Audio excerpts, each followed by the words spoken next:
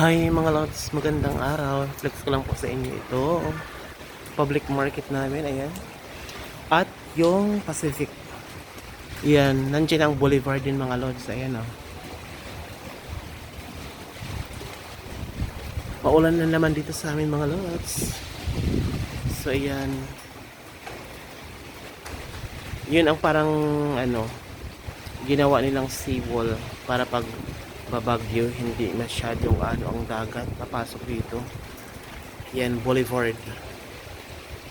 At masama ang panahon mga lods, oh. Super maulan talaga siya ngayon. At ready na ang Valentine's Day. Tingnan nyo mga decorations mga lods. Nandito ako sa 3rd floor ng building na to, ng public market.